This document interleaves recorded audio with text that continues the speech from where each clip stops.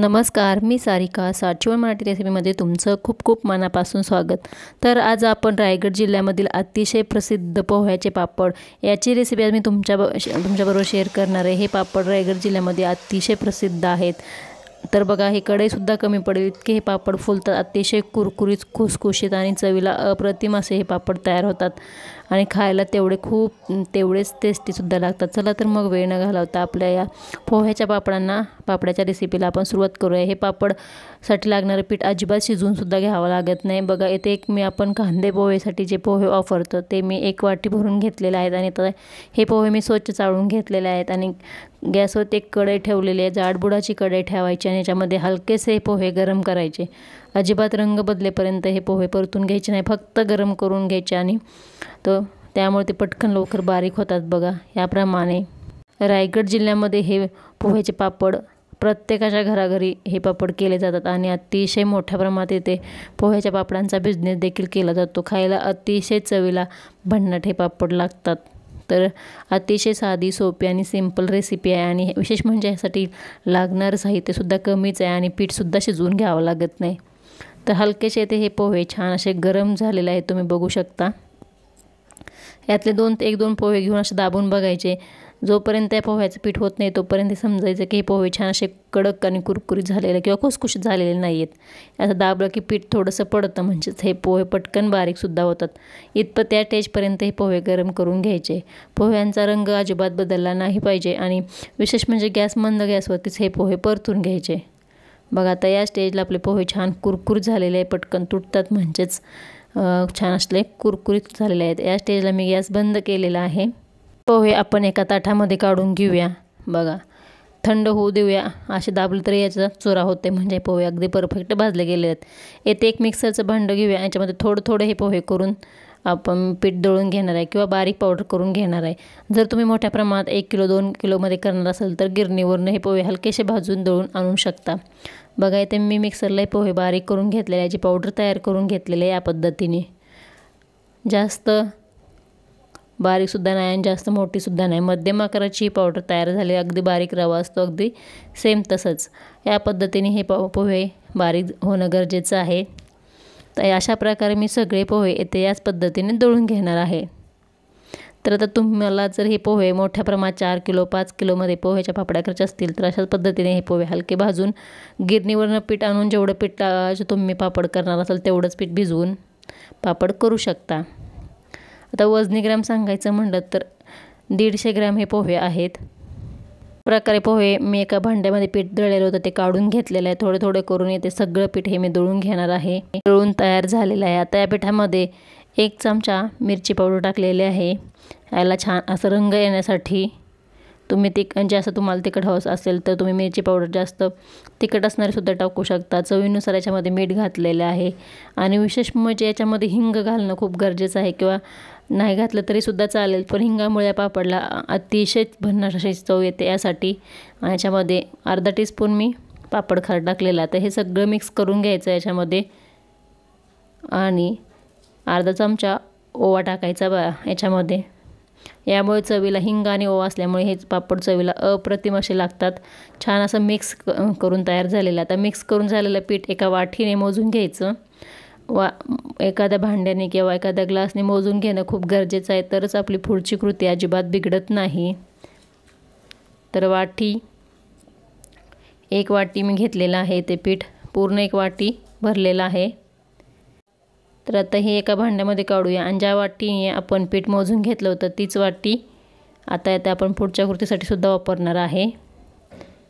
तर बघा, याप्रमाणे मी येथे एक स्टीलचं पातेलं घेतलेलं आहे। याच्यामध्ये आपण ज्या भांड्याने पीठ घेतलं त्याच्यामध्ये यासाठी 1 वाटीसाठी 2 वाटी पाणी येथे गरम करण्यासाठी ठेवणार आहे।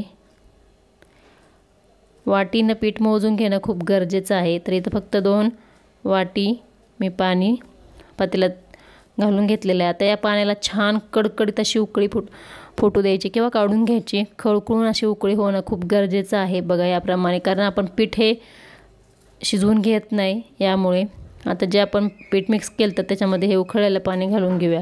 आता सुरुवातीला तुम्हाला हे पीठ खूप पातळ वाटत असेल, पण जसं जसं हे पीठ पाणी थंड होईल तसं तसं हे पीठ घट्ट व्हायला सुरुवात होती। यासाठी गरम असतानाच हे पीठ सगळीकडनं मिक्स करून घ्यायचं, जेणेकरून सगळं पीठ हे ओलसर होईल आणि कडक पाण्यामध्ये छान वापरलं जाईल सुद्धा। येथे खूप महत्त्वाची टिप्स म्हणजे तुम्ही कडक पाण्यामध्येच हे पीठ भिजवून घेणं गरजेचं आहे, तरच आपले पापड अजिबात चिरत नाहीत आणि एकजीव होतात। पोहे हे चिकट असतात आणि त्यामुळे पाणी शोषून घेतात। बघा तसं हे सगळं पीठ घट्ट तयार झालेलं आहे, ते सगळं पाणी याच्यामध्ये जिरलं गेलेलं आहे आणि अगदी पाण्याचं प्रमाणसुद्धा करेक्ट झालेलं आहे। यासाठी एखाद्या भांड्याने पाणी किंवा वाटीने पाणी मोजणं खूप गरजेचं आहे। याच्यावरती 10 ते 15 मिनिटासाठी झाकून ठेवूया। हे पीठ छान वाफवलं जातं। बघा 10 ते 15 मिनिटांनी मी याच्यावरचं एक झाकण काढून घेणार आहे। पीठ छान फुललेलं आहे, तुम्ही बघू शकता आणि एक जीवसुद्धा झालेला। आता हे पीठ सगळं कोमट असताना एखाद्या कॅरीबॅगमध्ये काढून घ्यायचं। तेलाचा एकही थेंब आपण न लावता हे पापड करून घेणार आहे। ते कॅरीबॅग स्वच्छ असायला हवी। याच्यामध्ये हे पीठ घालून घेणार आहे थोडं करून याप्रमाणे जर पीठ मळून घेतलं तर मऊसूद मळलं जातं आणि आपले पापड कुठेसुद्धा फाटत नाही किंवा चिरतसुद्धा नाही। यासाठी खूप महत्त्वाची टिप्स, तुमचं पाणी खळखळून उकळलं पाहिजे, तरच पापड छान असे होतात आणि चिरत नाही, विशेष म्हणजे तुटत नाहीत। जर पाण्याला उकळी छान फुटली नसेल किंवा थंड पाण्यामध्ये जर पीठ मिक्स करून घेतलं तर पापड चिरतात। या कॅरीबॅगमध्ये हे सगळं पीठ भरून घेतलं ना, आता हाताने छान असं मिक्स करून घ्यायचं, एकजीव करून घ्यायचं। कुठेसुद्धा गाठ किंवा गोटे राहणार नाही याची काळजी घ्यायची आणि छान मऊसूद मळून घ्यायचं आणि कोमट असतानाच विशेष हे पीठ मळून घ्यायचं, म्हणजेच मऊसूद मळलं जातं। बघा इथे पीठ छान मळून झालेलं आहे। मी 5 ते 7 मिनिटं छान मळून घेतलेलं आहे। एका भांड्यात काढून घेऊया किंवा एका ताटामध्ये तुम्हाला काढून दाखवते। तुम्ही बघू शकता किती मऊसूद हे पीठ तयार झालेलं आहे। या स्टेजला हे पीठ याच पद्धतीने मळणं खूप गरजेचं आहे। बाकीचं पीठसुद्धा मी याच पद्धतीने मळून घेते। आता हे पीठ आपलं सगळं मळून होतं आहे। तुम्ही जर साचीवन मराठी रेसिपी या चॅनलवरती नवीन असाल तर प्लीज चॅनलला सबस्क्राईब नक्की करा। आणखी हा व्हिडिओ जरी आवडला तर व्हिडिओला एक लाईक करायला अजिबात विसरू नका।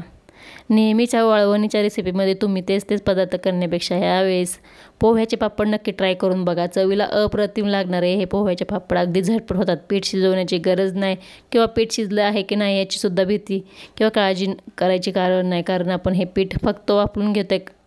बघा याप्रमाणे अशी मऊसूद गोळी होणं गरजेचं आहे।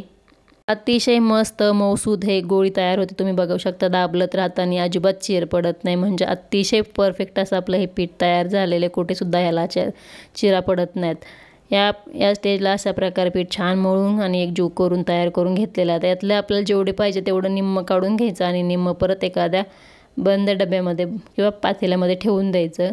पीठ जसं थंड होईल तसं हे घट्ट व्हायला सुरुवात होते आणि याची छान अशी आपण गोळ्या तयार करून घेणार। आता एकसारखे पापड येण्यासाठी तुम्ही जर पापड विकण्यासाठी हे करत असाल तर एकसारखे पापड येण्यासाठी असे रोल तयार करून घ्यायचा लांबाने, एका चाकूच्या किंवा बोलत्यांच्या साहाय्याने याचे एकसारखे गोळे कट करून घ्यायचे, म्हणजे आपल्याला ही पापड एकसारखे होतात। बघू शकता अतिशय मस्त अशी ही येथे मी रोल तयार करून घेतलेला आहे। अतिशय मऊ पीठ झालेलं आहे, एकजीव झालेला आहे आणि पापडसुद्धा आपले इथे मस्त तयार होणार आहेत। तर आता हे सगळ्या गोळ्या मी चाकूच्या साहाय्याने कट करून घेतलेल्या आहेत आणि आता हातावरती गोळी ठेवून अशा प्रकारे गोळ्या करून एका भांड्यात ठेवायच्या आणि भांडं झाकून ठेवायचं, म्हणजे आपल्या गोळ्या सुकत नाहीत। याप्रमाणे अशा प्रकारे मी सगळ्या ह्या गोळ्या तयार करून घेणार आहे। तर आपल्या तर गोळ्या तयार झालेल्या, चला आता याचे एक मी तुम्हाला पापड लाटून दाखवते। बघा पीठ न लावता, तेल न लावता तुम्हाला हवा तेवढा तुम्ही पापड पातळ लाटू शकता। बघा याप्रमाणे मस्त असा मऊ ही गोळी तयार झालेली आहे आणि पातळ जेवढं तुम्हाला शक्य होईल तेवढं पापड पातळ लाटून घ्यायचा। करायला साधी सोपी रेसिपी, अतिशय झटपट होती, जास्त काही साहित्यसुद्धा लागत नाही। अशा प्रकारे एकदम पातळ हा पापड लाटून घ्यायचा। तुम्हाला जेवढा मोठा हवा आहे, छोटा हवा आहे तेवढ्या आकारात हा पापड लाटून घ्यायचा। करायला झटपट होणारी, एकटा असाल घरात तरीसुद्धा ही रेसिपी तुम्ही पटकन करून घेऊ शकता। चवीला तर अतिशय भन्नाट लागणारे हे पोह्याचे पापड आहेत। बघू शकता अतिशय मी पातळ लाटून घेतलेला आहे, वाळल्यानंतर तो आणखी हलका होतो। अशा प्रकारे सगळे पापड इथे लाटून घ्यायचे आणि फॅन खालीच वाळवून घ्यायचे। दोन्ही वरची बाजू सुकली की नंतर पलटी करून परत फॅन खाली सुकल्यानंतर उन्हात साधारण 1 दिवस ठेवायचे। बघा मी येथे पॅन खाली हे सगळे पापड करून घातलेले आहेत। अतिशय सुरेख असा रंग आलेला, रंग कुठलाही वापरला नाही तरीसुद्धा याला छान असा ऑरेंज रंग येतो। दिसायला अतिशय भन्नाट होणारे आणि झटपट होणारे हे पापड पोह्याचे पापड आहेत। तर आता वाळल्यानंतर तुम्हाला दाखवते। बघा वाळल्यानंतर याचा कलर किती सुरेख आलेला आहे। अतिशय मस्त झटपट होणारे हे पोह्याचे पापड तुम्हाला आता इथे तळून सुद्धा दाखवते। गॅसवरती तेल कडकडीत गरम झालेलं आहे आणि हे पापड तळून दाखवते। तेल खूप कडकडीत गरम होणं गरजेचं आहे। पुन्हा भेटू अशा काही छान रेसिपीमध्ये। धन्यवाद।